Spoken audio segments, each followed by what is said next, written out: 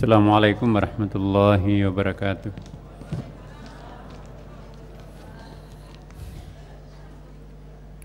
Alhamdulillahi rabbil alamin. Wassalatu wassalamu ala sayyidina wa habibina wa syafi'ina maulana Muhammadin sallallahu alaihi wasallam. Ma ba'd. Ibu-ibu dan bapak sekalian yang sama-sama dimuliakan Allah Subhanahu wa taala. Pada malam Jumat yang penuh berkah, marilah kita memusatkan perhatian kita sejenak sambil kita memohon kepada Allah Subhanahu wa taala agar perjalanan panjang kita menuju ke tingkat ridha Allah Subhanahu wa taala bisa kita perpendek. Kita mohon ridhanya Allah Subhanahu wa taala agar Allah mau memudahkan kita untuk memahamkan ma'rifah kepada kita. Tanpa ma'rifahnya sulit kiranya kita bisa menempuh percepatan kedekatan diri itu. Semoga malam Jumat ini insya Allah Allah membuka kedua tangannya, membuka langitnya, membuka pintunya supaya kita semuanya bisa hadir di pangkuan seperti hanya para kekasihnya yang lain. Ala hadhihi niyyah wa ala kulli niyatin salih. Al-Fatihah. A'udzu billahi minasy syaithanir rajim. Bismillahirrahmanirrahim. Alhamdulillahi rabbil alamin. Arrahmanir rahim. Maliki yaumiddin. Iyyaka na'budu wa iyyaka nasta'in. Ihdinas siratal mustaqim, siratal ladzina an'amta 'alaihim ghairil maghdubi 'alaihim waladdallin. Amin. Bapak Ibu sekalian, topik kita malam ini sebuah penjelasan tentang Allah lah yang membuatmu sampai kepadanya.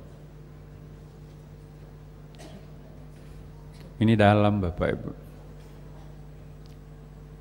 Jadi bukan usaha manusia yang membuat manusia itu sampai ke hadiratnya. Bukanlah hamba dengan segala macam ibadah-ibadahnya yang membuatnya otomatis sampai kepadanya.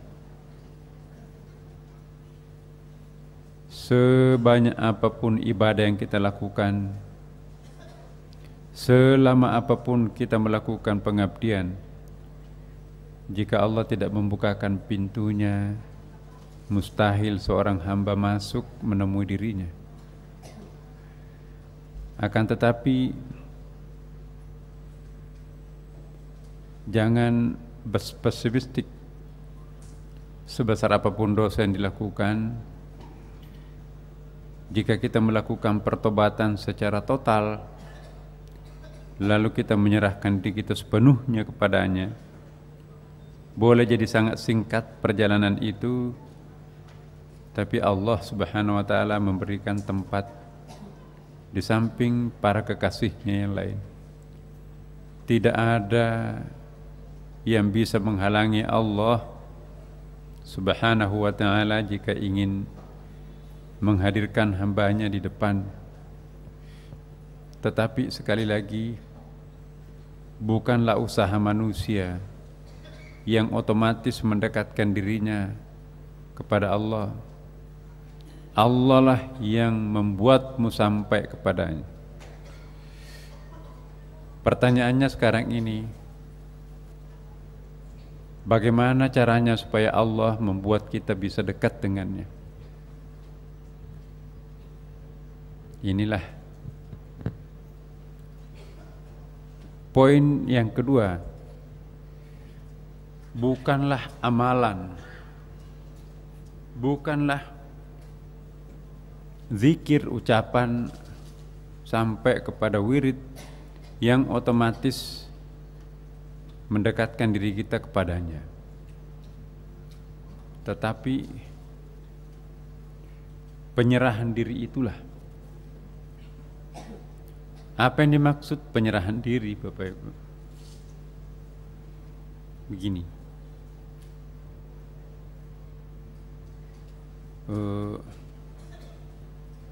Kita itu kadang-kadang membuat target. Saya ingin sholat tahajud supaya Allah nanti menggolkan rencana saya.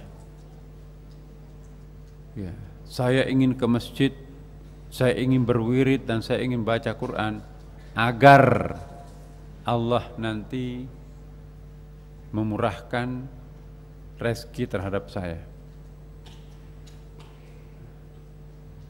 Saya ingin melakukan ibadah puncak supaya dosa-dosa saya tidak dihukumkan kepadaku. Itu artinya beribadah kepada Allah ada maunya. Untuk orang awam mungkin masih wajar. Tapi jika ingin menjadi orang khawas, jangan membuat target kepada Allah. Seolah-olah ibadah yang kita lakukan tidak ada hubungannya dengan apakah Allah mau memasukkan kita ke surga atau memasukkan ke neraka. Ya Allah, semuanya adalah untukmu, segalanya adalah bagimu. Inilah kami para hambamu di sini, yang hina, yang dhaif, yang lemah. Ya. Engkau adalah engkau, hambamu adalah hambamu. Engkau adalah Tuhan, aku adalah hamba. Engkau bekerja apapun kemauanmu, hambamu pasrah apapun keputusanmu. Jangan membebani ibadahnya dengan sebuah target. Kita kadang-kadang lebih besar targetnya daripada kendaraannya. Baru 2 rakaat macam-macam mintanya, iya kan? Pedagang. Mari kita coba merubah pola pendekatan kita kepada Allah Subhanahu wa taala. Apa yang kita lakukan selama ini terlalu banyak menarget Tuhan. Sehingga apa? Doa kita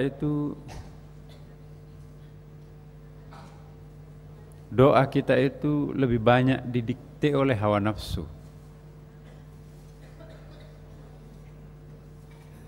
Ya.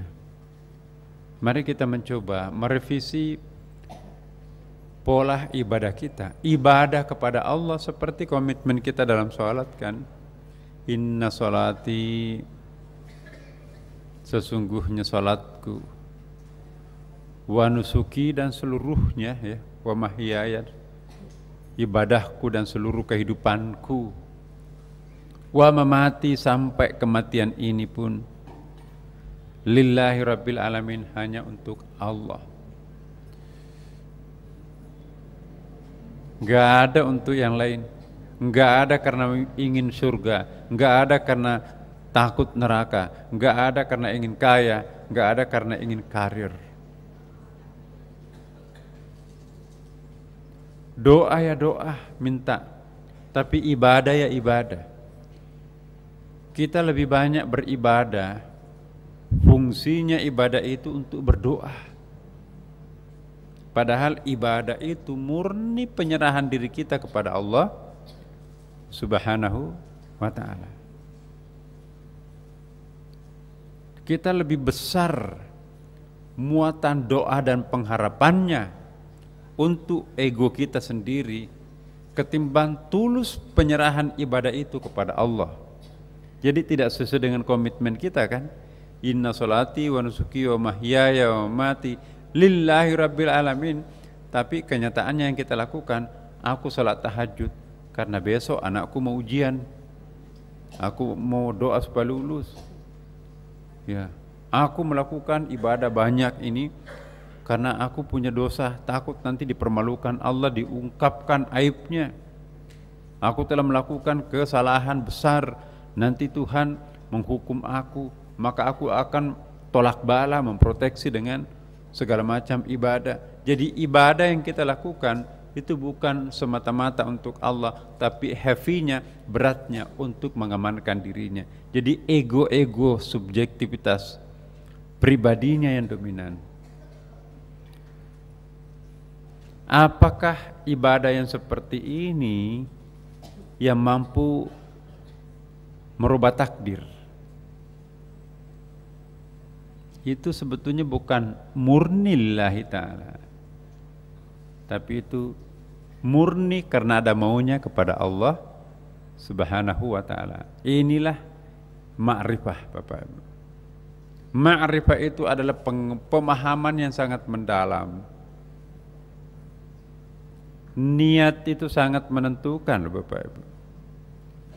Kalau kita melakukan sesuatu karena ada maunya kita kepada Allah, murni enggak lillahi ta'ala? Nah, di sini kita kadang-kadang harus malu. Ya Allah, ternyata ibadah yang aku lakukan itu dimotivasi bukan karena mencintai Engkau, tapi aku terlalu sayang pada diriku. Bukan didorong oleh cintaku terhadapmu sehingga kami beribadah, tapi lebih dimotivasi oleh aku ingin selamat dari azabmu, dari jeweranmu, maka aku beribadah. Jujur kita menjawab, ibadah yang kita lakukan, pengabdian yang kita lakukan, apakah itu murni lillahi ta'ala atau karena kita ada maunya terhadap Allah melalui ibadah itu?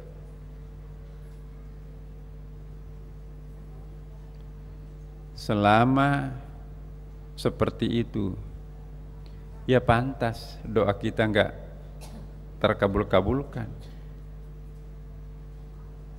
Tidak ada keajaiban yang terjadi yang melakukan pengabdian tidak ikhlas kepada Allah. Keikhlasan inilah nanti yang akan melahirkan keajaiban. Seringkali saya katakan, di mana ada keikhlasan, di situ ada keajaiban. Keikhlasan itulah nanti yang melahirkan keajaiban. Apakah itu disebut keikhlasan?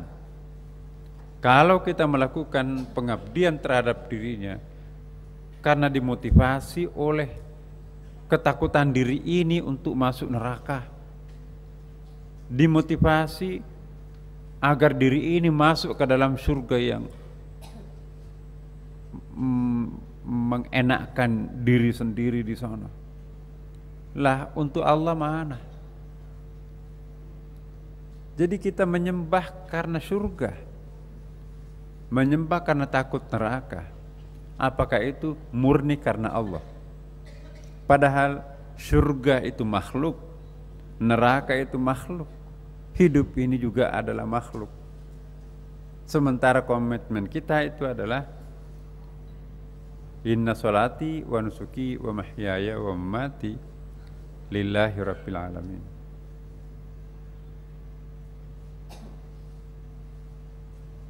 Malulah kita kepada Allah. Lebih besar kemauan untuk dirinya dalam melakukan penyembahan terhadap Allah ketimbang ketulusan keikhlasannya menyembah Allah tanpa pamrih. Mari kita introspeksi diri kita. Sadar atau tidak sadar, kita melakukan pengabdian lebih kuat, tidak sadar kita dimotivasi oleh ego-ego spiritual kita. Ego keakuan aku. Gampang kok, minta kepada Allah, insya Allah pasti Allah akan mengabulkan. Apapun kesulitan, minta kepada Allah, Allah akan mengabulkan. Giliran dikabulkan, nggak pernah nengok Tuhan. Malu kita kan kepada Allah. Dan itulah kita.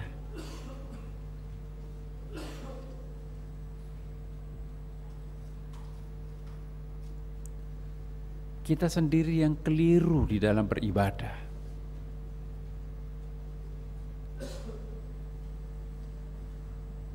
Kita coba rubah stylenya. Ini tidak ada yang korban Bapak Ibu, nggak ada yang dirugikan pada diri kita. Setelan niat aja. Setelan niat kita itu, ya Allah, aku beribadah kepadamu malam Jumat ini. Lupakanlah aku punya kemauan terhadapmu. Ya.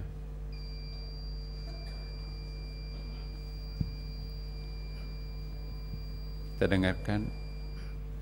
Sudah Isya ya? Ya. Mohon tinggal sejenak Bapak, ini sangat penting. Bapak Ibu sekalian, kita melanjutkan kontemplasi ini. Allah lah yang membuatmu sampai kepadanya, bukan kita sebagai manusia. Maka itu perlu bermuhasabah. Muhasabahnya orang awam mengintrospeksi dosa-dosa apa yang pernah dilakukan di masa lampau. Pernah enggak matanya mengintip? Pernah enggak tangannya berdosa? Pernah enggak mulutnya berdosa? Anggota badannya. Kalau pernah, berapa kebaikannya, berapa keburukan yang pernah dilakukan anggota badannya. Muhasabahnya orang khawas ya seperti tadi. Insya Allah kita tidak memuhasabahkan berapa dosa yang pernah kita lakukan, berapa amal yang pernah kita lakukan. Muhasabahnya orang khawas itu ialah, benar enggak ini sungguh-sungguh penyerahan dirinya sudah sangat sejati kepada Allah Subhanahu wa ta'ala. Penyerahan diri sejati kepada Allah Subhanahu wa ta'ala tidak dibebani oleh ada maunya kepada Allah.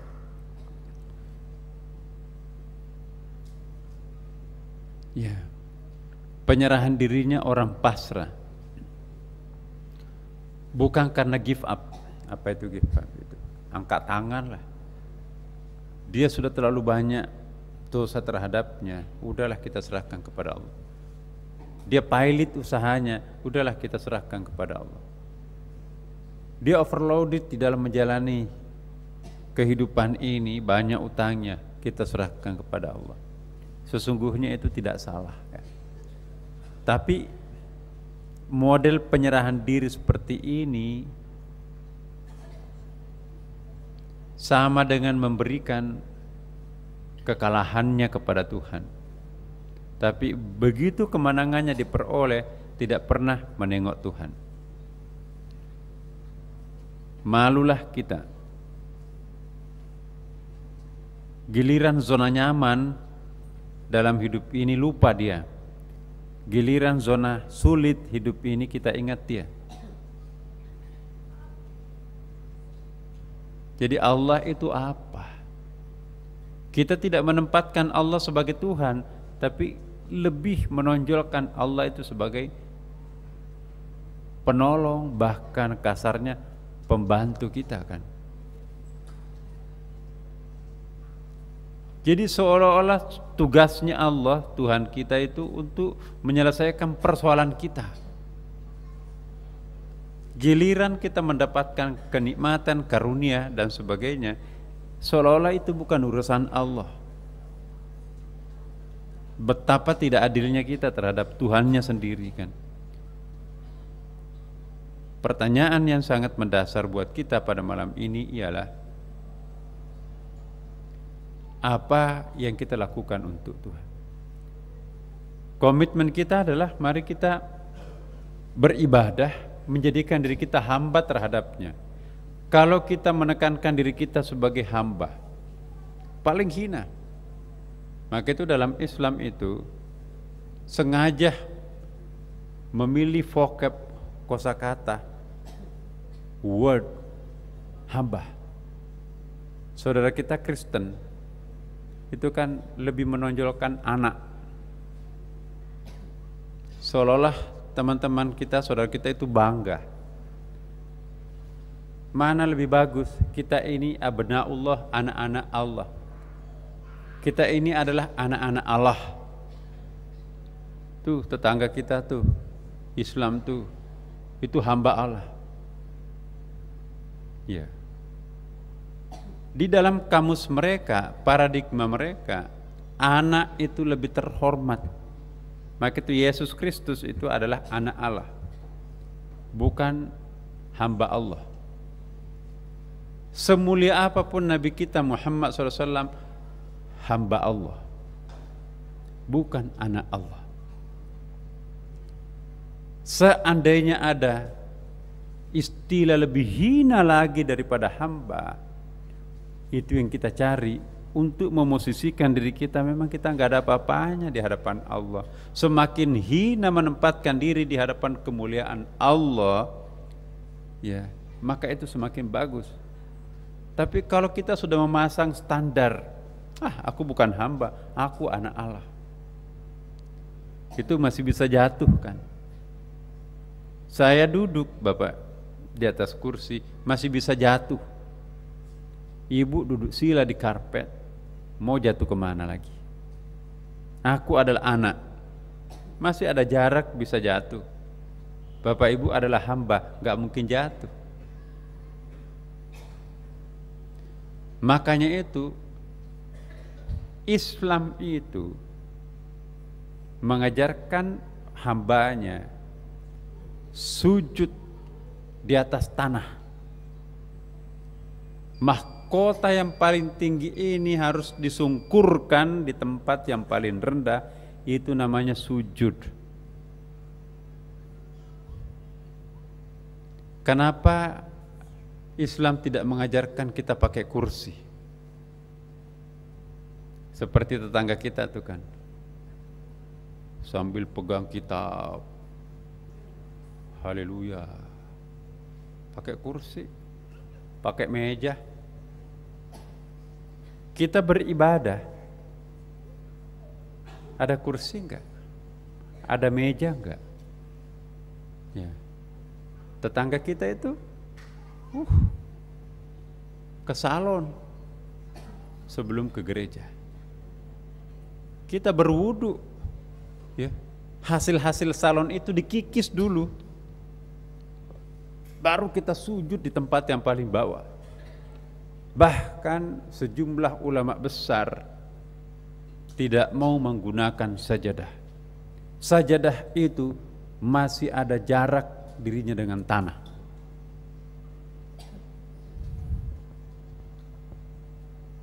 Umar bin Abdul Aziz, raja kepala negara di Baghdad, itu adalah salah seorang raja tersohor dalam Islam.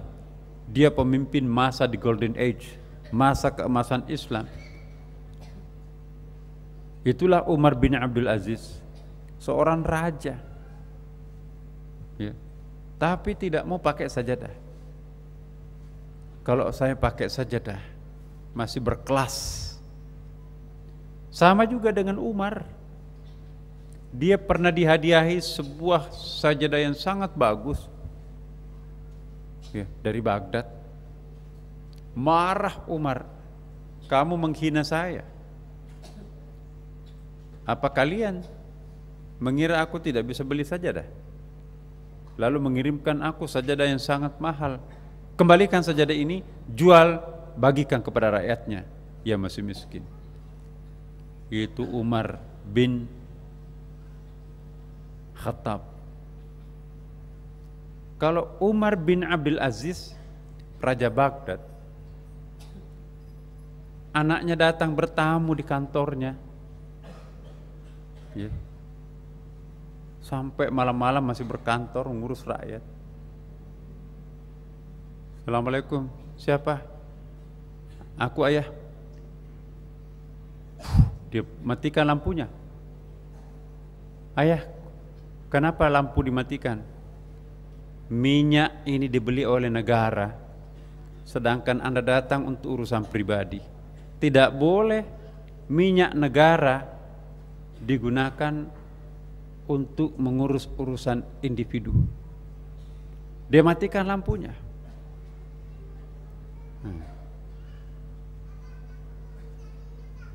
Bandingkan mobil dinas nginap di kantor, lebih banyak kilometernya mengurus keluarga daripada ngurus rakyat. Rumah dinas tapi semua dari kampung, itu kayak apa, terminal. Listriknya dibayar negara, airnya dibayar oleh negara, bahkan sampai gulanya pun juga A sampai Z dibayar oleh negara. Itulah bedanya kita dengan Umar bin Abdul Aziz. Lampu tembok yang dipakai, bekerja untuk negara, datang anaknya bertamu, dia matikan lampunya. Ayah, kenapa dimatikan? Nah, ini lampu minyaknya dibiayai oleh rakyat dan negara. Sedangkan urusan kita adalah urusan pribadi. Gak boleh menggunakan minyak negara untuk kepentingan pribadi. Tiin lampunya. Anaknya pergi, baru dinyalakan lagi. Masya Allah. Bagaimana gak berkah? Imam Syafi'i, ya, sajadahnya itu dibolongin, Bapak Ibu. Ya. Tempat sujudnya itu dilobangin. Aku ingin menikmati sujud menyentuh pasir di lantai. Mahkota ini harus menyentuh tanah yang paling kasar sebagai wujud pengabdian total, sebagai manifestasi kehambaan paling hina. Inilah hambamu yang hina, mencium mahkotanya dengan tanah. Engkaulah yang maha mulia. Kita sudah sajadahnya empuk berlapis lagi, tambahin lagi satu di depan itu. Malu kita kepada Allah. Tidak menyerahkan diri kita secara total. Aku tidak mau salat di masjid itu, jorok. Mampir-mampir di pinggir jalan. Jangan di sini ya. Cari masjid yang mengkilap. Ya.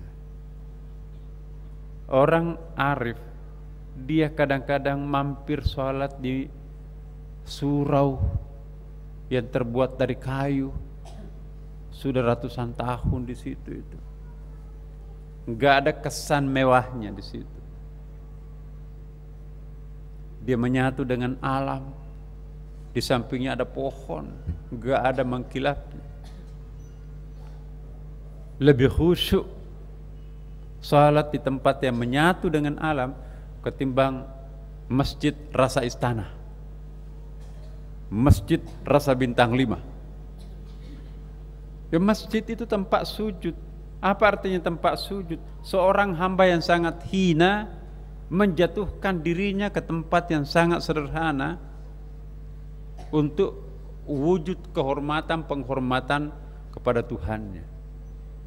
Nah, kalau masjid dibikin kayak istana, enggak terasa masjid. Makanya itu ada hadis Nabi, tanda-tanda akhir zaman ialah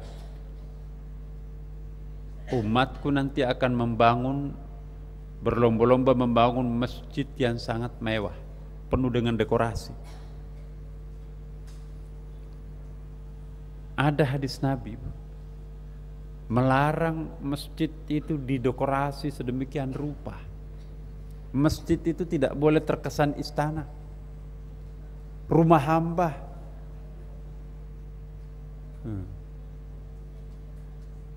Apakah masjid emas mengesankan rumah hamba? Ya. Justru tempat yang paling sederhana itulah hambamu sujud. Lain sederhana, lain kotor loh Bapak. Ya. Bagi para sufi, tempat yang paling bersih, masjid yang paling bersih. Bukan tidak ada debu yang menempel di atas sajadahnya, bukan karena serba mengkilap. Masjid yang bersih, tidak ada satu sen pun uang syubhat dipakai membangun masjid itu. Kalau uang hasil punya orang dipakai membangun masjid, itu pemutihan uang. Bangun masjid. Nah, apa itu masjid bersih? Yang bersumber dari uang-uang yang tidak jelas. Masjid yang bersih mungkin tidak terlalu bersih penampilan fisiknya, tapi itu hasil keringat warga desa setempat, sedikit demi sedikit membangun sampai jadi masjid itu, sehingga dirinya dengan Tuhannya nggak ada jarak. Karena Allah pernah bersabda dalam hadis Bukhari Muslim muttafaqun alaih, dalam riwayat sahih Riyadhus Shalihin, di bagian pertama hadis itu disebutkan, ini kitab wajibnya pondok pesantren. Allah di situ mengatakan dalam hadis qudsinya, ya, aku kedinginan, tidak ada yang memberi aku selimut. Aku kelaparan, tidak ada yang memberi aku makan. Aku sakit, tidak ada yang menengok, tidak ada yang memberi aku obat. Nabi bingung. Ya Allah, bagaimana engkau bisa kelaparan? Engkau maha kaya. Bagaimana engkau bisa kedinginan? Masa selimut saja enggak bisa? Bagaimana engkau bisa sakit? Engkau lah yang menyembuhkan penyakit. Dijawab oleh Allah, karena aku selalu berada bersama dengan orang yang kedinginan tanpa selimut, kelaparan tanpa ada yang memberi makan, sakit tanpa ada yang mengurusinya. Jika ingin berjumpa dengan Tuhan, datangilah di mana ada orang kedinginan tanpa selimut, di mana ada orang kelaparan tanpa makanan, di mana ada orang sakit tanpa ada yang ngurusin. Pasti berjumpa dengan Tuhan, bukan sekedar datang tentunya, tapi tentu kita berbagi untuk mereka. Sedikit artinya buat kita, besar artinya buat mereka. Dan yang paling mahal, kita berjumpa Tuhan di situ. Jadi Allah lebih sering hadir di tempat yang bersahaja ketimbang tempat yang gemerlapan. Itu message-nya hadis itu. Karena itu paradigma kita juga harus berubah, Bapak Ibu. Kita itu ada kecenderungan lebih tertarik kepada sifat-sifatnya berpenampilan fisik, wah, tanpa mempedulikan ini siapa, asal usulnya itu apa. Ya. Kita perlu mencari masjid rasa masjid, bukan masjid rasa hotel, bukan masjid rasa serbaguna, bukan masjid rasa istana. Ya. Kadang-kadang kita lebih syahdu beribadah dilanggar di surau yang sangat sederhana itu. Ya. Kadang-kadang kita lebih khusyuk dipimpin oleh seorang orang kampung yang lugu, enggak pintar melagu, tapi jauh sebelum azan sudah datang menjemput azan. Ketimbang kita sudah azan ya azan, baru pergi ke masjid. Jadi dia dijemput oleh azan, kalau mereka menjemput azan. Lebih tulus, ikhlas mana di situ. Nah di sini Bapak Ibu sekalian, mari kita merubah paradigma kita yang selama ini kita gunakan. Ukuran kita itu terlalu fisik, tapi tidak merujuk kepada batin. Masjid Dirar, Bapak Ibu tahu kan, dalam Quran itu ada 2 kali muncul Masjid Dirar yang dibangun oleh Abdullah bin Ubay bin Abi Salul, seorang tokoh politik Madinah, munafik, tokoh munafik, dialah yang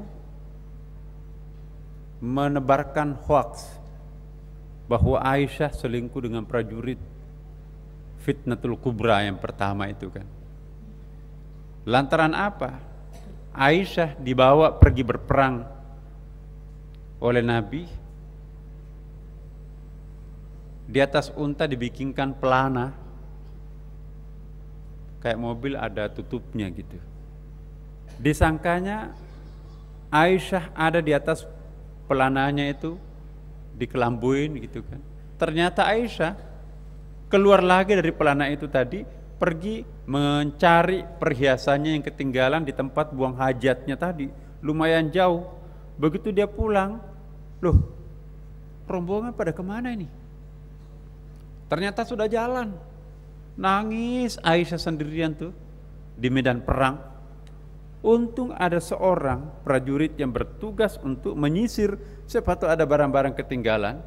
Ternyata benar ada yang ketinggalan, bukan barang, istrinya Nabi yang ketinggalan. Ya mulia, naiklah di atas unta, aku tuntun. Rombongan sudah jalan duluan. Mungkin keliru, Aisyah dianggapnya masuk di pelananya. Ternyata Aisyah, iya, saya ketinggalan kalung, baru saya ketemukan. Nah begitu dia, ya udah dituntun. Ketahuan oleh Abdullah bin Ubay bin Abi Salul. Wah, itu difitnah kemana-mana. Ini ada the biggest scandal pada waktu itu. Ada skandal Aisyah, kasarnya begitulah. Dalam waktu sangat singkat, belum ada handphone pada waktu itu kan, tapi kok nggak tahu dari mulut ke mulut itu, sampai Nabi pun terpengaruh. Nabi menolak istrinya datang ke rumahnya karena heboh kan.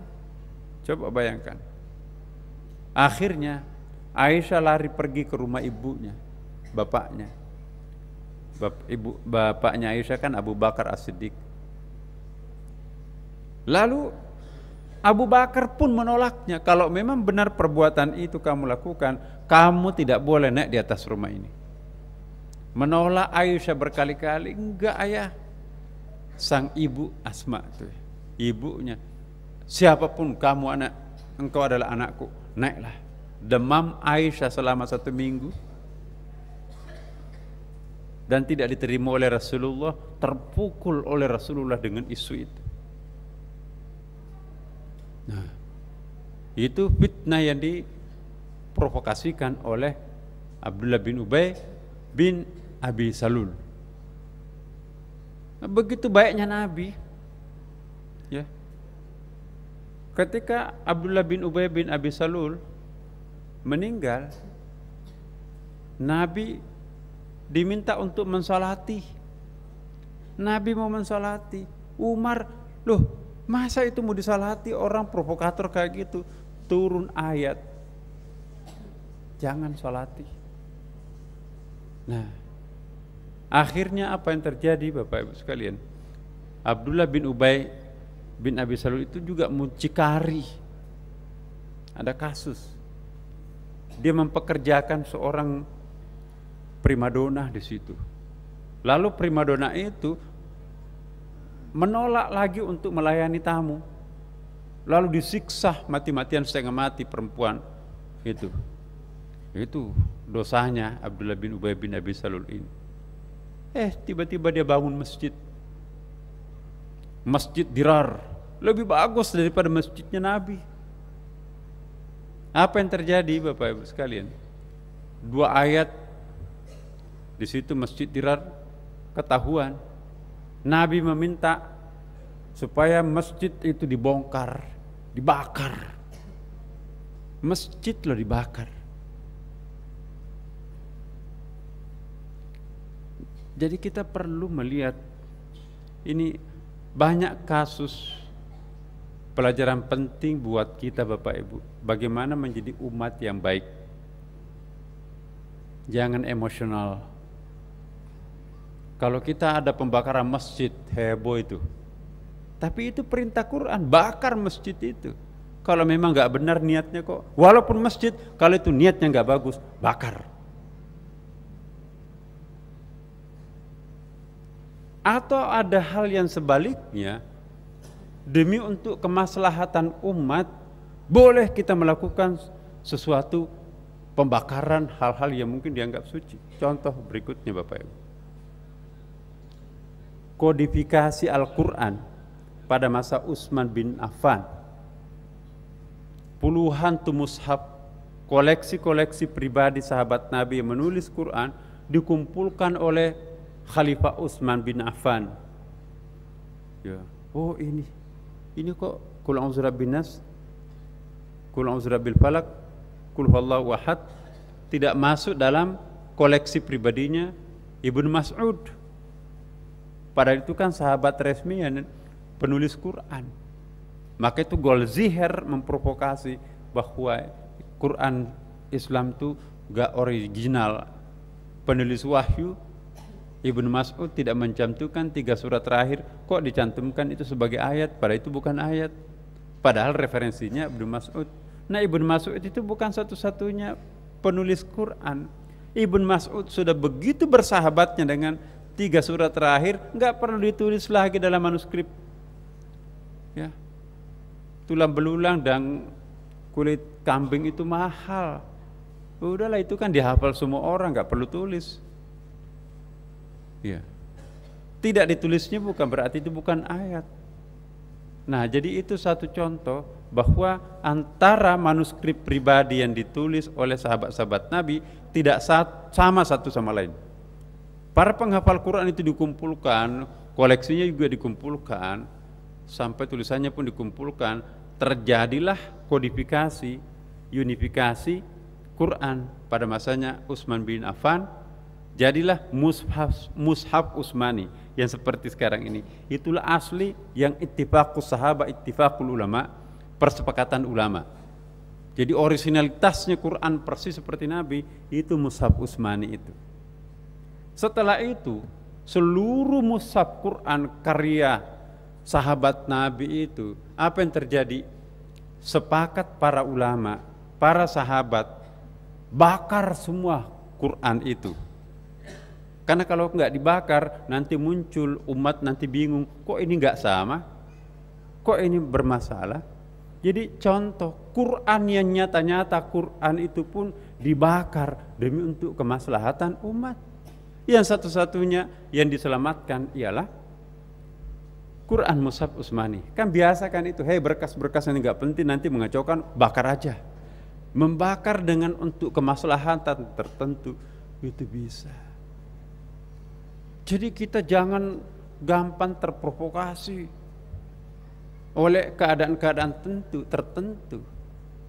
Masjid dibakar itu perintah Quran dan perintah Nabi.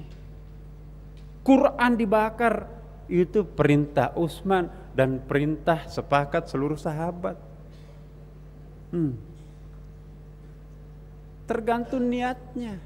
Sekalipun niatnya sekalipun penampilannya apa, tapi kalau niat dibalik itu sesuatu yang menyimpang, masjid dibakar loh.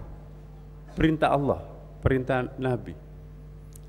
Nabi itu seringkali melakukan hal-hal yang menurut orang awam sangat kontroversi, tapi itu dilakukan Nabi.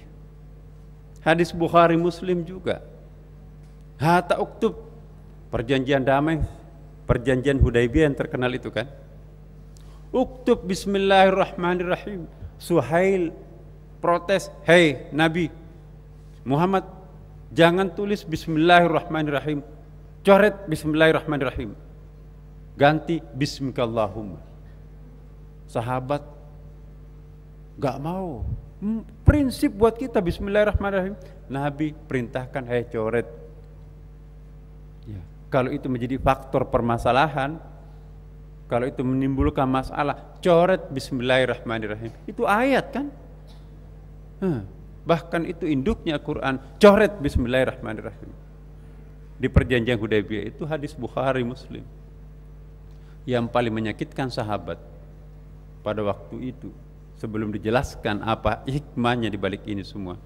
Pencoretan hadza ma qudi alaihi Muhammad Rasulullah, sebagaimana apa yang telah ditetapkan oleh Muhammad Rasul Allah. Suhail pimpinan kaum Quraisy mengatakan, la taktub hakata, jangan tulis Muhammad Rasulullah, coret Muhammad Rasulullah, ganti Muhammad bin Abdillah. Pengingkaran sebagai rasul kan. Sahabat nggak ada yang mau mencoret, Nabi sendiri yang mencoret. Ini buktinya bahwa Nabi itu buta huruf? Enggak. Tentu salah coret kalau dia buta huruf. Ini buktinya bahwa Nabi itu tidak buta huruf. Dia mencoret sendiri. Itu Ibnu Hajar Al-Asqalani yang mensyarah hadis Bukhari itu menjelaskan demikian. Coba. Pencoretan bismillah. Bismillahirrahmanirrahim. Lafaz apa itu? Ayat loh. Kalau Quran itu dipadatkan, pemadatannya Quran itu surah Al-Fatihah. Kalau Al-Fatihah itu dipadatkan, pemadatannya Quran Al-Fatihah itu adalah Bismillahirrahmanirrahim. Itu induknya Quran. Ini dicoret yang memerintahkan Nabi. Kenapa?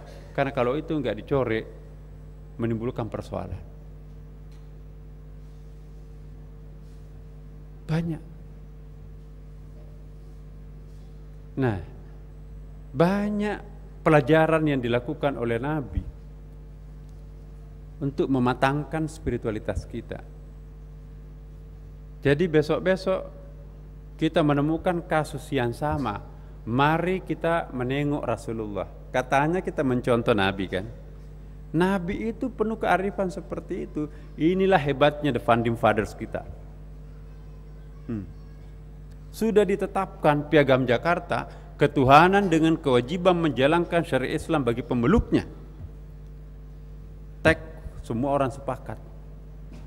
Tiba-tiba ada kelompok kecil dari Indonesia Timur, dari Ambon, protes. Kami tidak merasa diwadahi oleh redaksi Piagam Jakarta itu. Kami mengusulkan itu diganti. Kelompok kecil, pada ini sudah diketok palunya kan. Yang mau menerima itu siapa? Itu founding fathers kita, termasuk di situ adalah ulama-ulama yang ikut merumuskan Piagam Jakarta itu. Di situ ada neneknya Gus Dur, kakeknya Gus Dur, yaitu Hashim Asy'ari. Digantilah ketuhanan dengan kewajiban menjalankan syariat Islam bagi para pemeluknya menjadi ketuhanannya Maha Esa. Udahlah, mempersoalkan soal teks redaksi, lebih penting substansi. Nabi seperti itu. Nah, jadi hati-hati kalau kita melihat kasus yang sama, jangan kita gampang terpancing. Sebab apa? Contohnya Nabi. Bagaimana memahami teks kasus ini? Simpulkan masing-masing Bapak Ibu sekalian. Ini semua menjadi pelajaran buat kita. Mari kita matang sebagai umat beragama, nggak gampang terprovokasi. Ya. Nah, Bapak Ibu, kita kembali serahkan dirinya kepada Allah. Ya Allah, jika Engkau akan memasukkan hamba-Mu yang kotor, yang jorok, yang hina ini ke dalam neraka-Mu, monggo, Engkau adalah Tuhan. Dan Engkau memang maha adil. Hamba-Mu siap, aku enggak berhak untuk keberatan kalau Engkau memasukkan hamba-Mu ke neraka. Biar hamba yang nakal ini dia rasakan akibat perbuatannya sendiri. Tapi mohon izin, sekalipun Engkau menempatkan aku di neraka, aku akan tetap memanggil nama-Mu dengan penuh kerinduan. Allahu Akbar. Itulah orang yang sejati. Ya Allah, aku malu masuk ke dalam surga-Mu yang belepotan dosa kayak gini. Meskipun Engkau memaafkan aku, tapi aku enggak bisa menikmati surga. Sepanjang masa kami melakukan dosa maksiat, hanya dihapuskan oleh pengampunan-Mu sesaat. Aku malu menyentuh surga itu. Ada orang yang berkeringat panjang, dialah yang berhak masuk ke surga itu. Sama dengan apa yang pernah kita bahas minggu lalu. Ada orang yang sholat di luaran tuh bawah pohon. Ditanya, "Bapak, kok salatnya di luar masjid? Tuh kosong tuh masjid di dalam tuh." "Aku malu salat di rumahnya Allah. Aku malu menyentuh rumahnya Tuhan. Aku belepotan dosa. Biarkanlah aku salat di luar masjid. Biarkanlah aku menjadi penonton terhadap kekasihnya yang taat menyembahnya dan tidak pernah berdosa. Semakin aku menyaksikan orang bahagia, maka semakin aku merasakan nikmatnya sebuah penyesalan. Aku tidak ingin menyentuh masjidnya Allah yang bersih, suci, dari sebuah tubuh yang kasar seperti ini." Ada lagi yang sholatnya di bekas kandang unta itu loh. Kenapa sholatnya di situ, Mas? Itu kan walaupun mungkin Anda sudah bersihkan, tapi itu kan kandang unta. Orang yang jorok kayak aku, kayak binatang, memang pantasnya beribadah di tempat ini. Aku enggak pantas masuk menyentuh masjidnya Allah yang bersih, yang maha bersih. Kita sok suci, marah kalau enggak ditempatkan di saf pertama.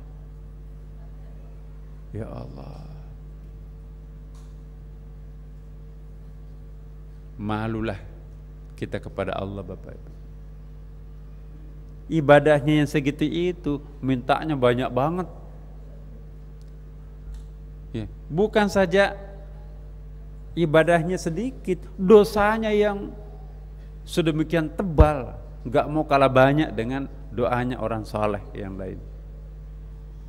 Ya. Apa kita nggak malu berdoa panjang-panjang dengan penyerahan dosa yang sedemikian tebal? Jadi inilah yang dilakukan oleh orang. Ada yang kita pernah bahas di sini kan Bapak Ibu. Ada orang kembali kepada Allah dalam bentuk inabah.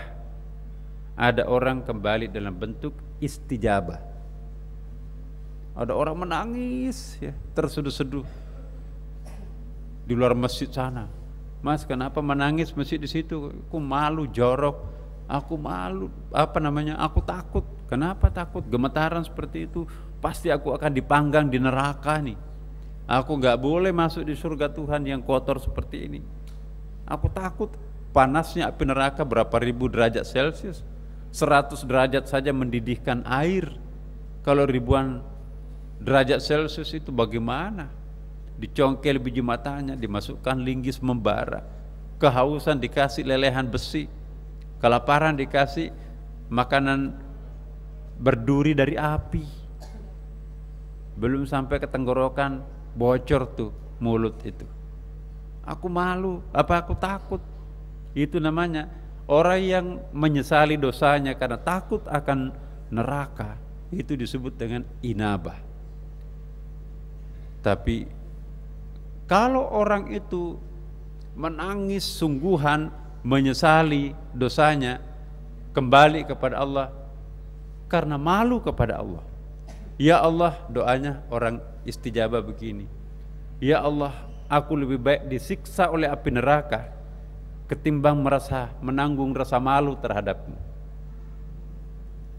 Jadi bagi orang inabah lebih merasa sakit menanggung rasa malu terhadap Tuhannya ketimbang dipanggang di api neraka.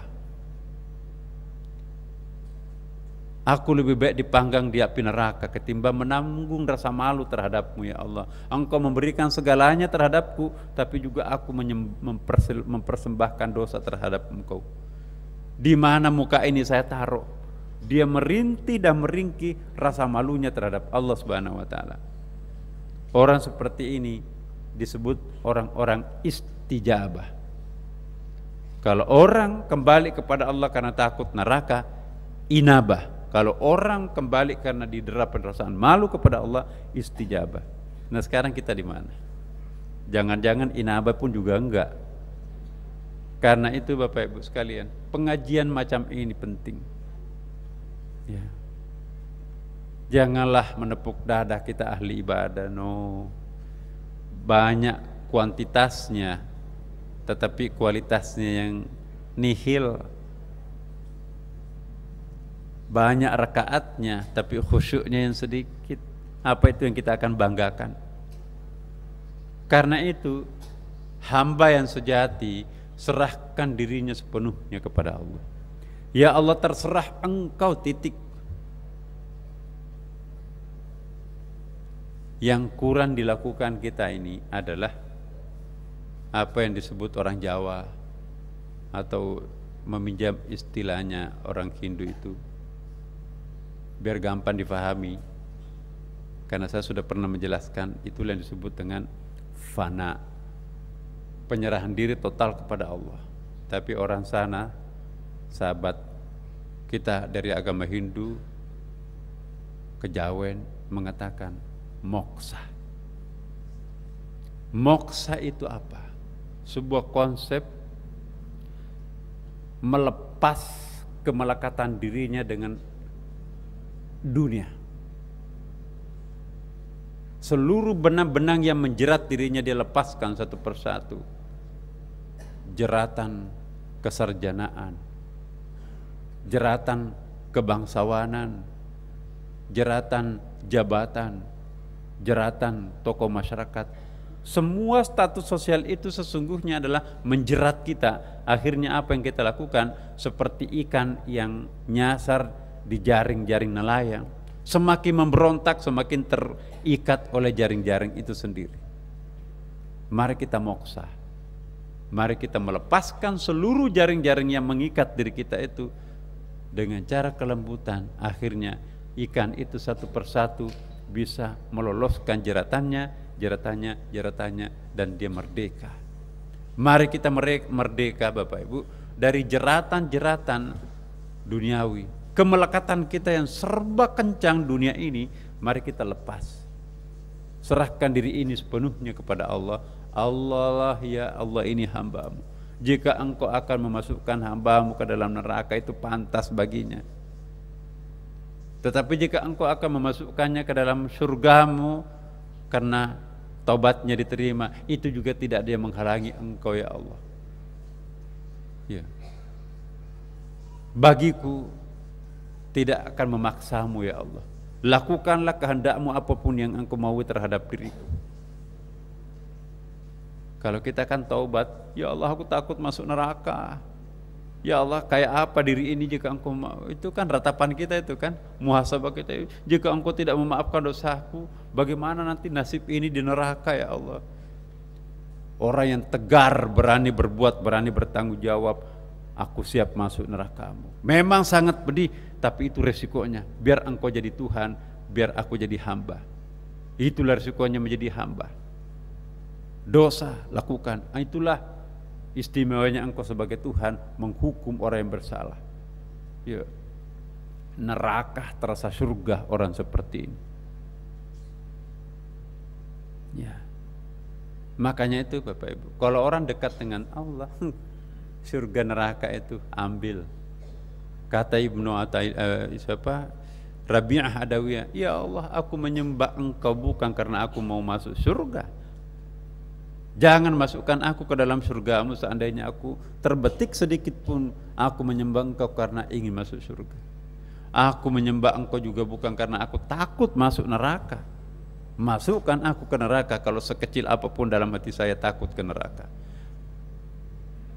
Percayalah ya Allah, aku menyembah engkau karena cintaku terhadapmu. Ambil itu surga.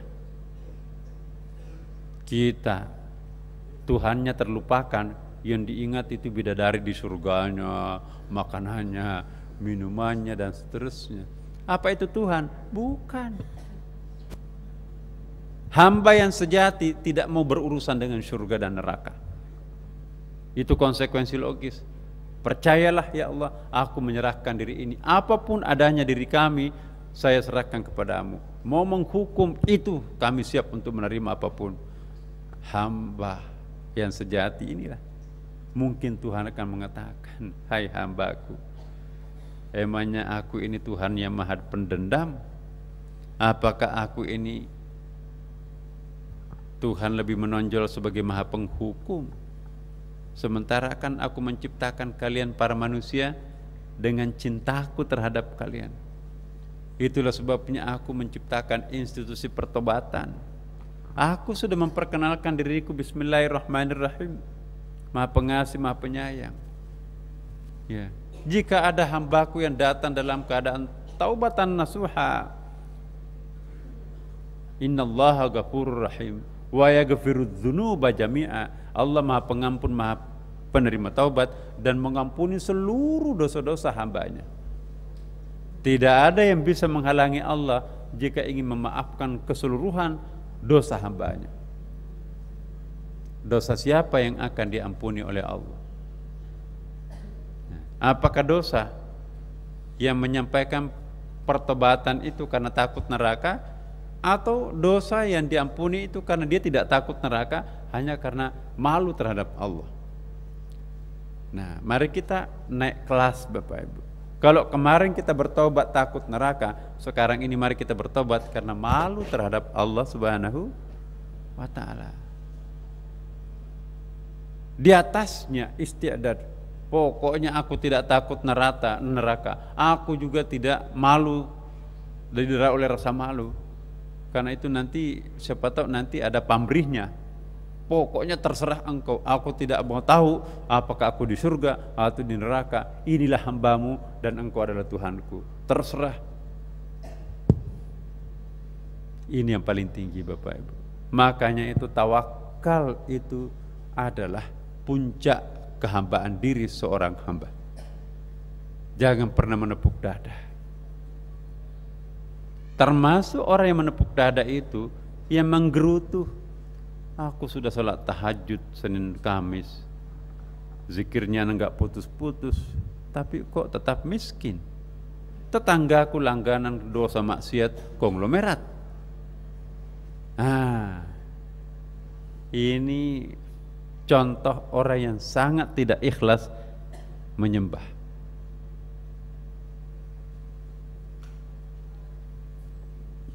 Ya. Seorang hamba yang sejati Bapak Ibu, ya, dia, mohon maaf ini, dia enggak malu minta kepada Allah. Aku malu, permintaanku terlalu banyak kepadamu ya Allah, sementara dosaku juga paling banyak. Berat bibir ini berdoa, ya Allah, seandainya engkau tidak memerintahkan aku berdoa, maka hambamu tidak akan datang dengan doa. Tapi engkau pernah memerintahkan kepada kami, uda'uni astajib lakum, berdoalah. Seorang khawas berdoa bukan karena ingin dikabulkan doanya, tapi dia ingin doa itu karena itu perintah Allah. Seorang hamba yang sejati lebih menikmati doa ketimbang hasil doa. Seorang hamba sejati lebih penting proses berdoanya, nomor sekian pengabulan doanya. Kita kebalikannya, yang penting dikabulkan doanya, ya kan? Paling tidak dua-duanya. Karena kan doa mukhul ibadah itu kan. Doa itu induknya ibadah. Puncaknya ibadah itu berdoa. Jadi Bapak Ibu sekalian, subhanallah, subhanallah Bapak Ibu. Mari kita revisi, kita renungkan kembali pola relasi kita dengan Tuhan selama ini. Jangan kayak pedagang, take and give. Ya, engkau menjual aku beli, aku yang menjual engkau yang beli. Kayak gitu kan. Nah, kita ini hamba, dia itu Tuhan. Lakukanlah apa maumu sebagai Allah Tuhan. Hambamu siap menerima tanpa tedeng aling-aling, tanpa sedikit pun keberatan, karena memang hambamu. Hamba yang sejati tidak pernah menggerutu. Neraka memang sangat menyakitkan, tetapi itu pantas sebagai tanda kehambaan diri. Aku rela neraka yang paling jahanam pun juga aku rela memasukinya. biarkan Engkau tampil sebagai Tuhan yang Maha Kuasa, hamba-Mu rela untuk disiksa di neraka yang paling jahanam. Orang yang seperti inilah gak mungkin Tuhan akan menerakakan mereka. Siapa yang mau diampuni kalau bukan orang yang senekat kayak gini?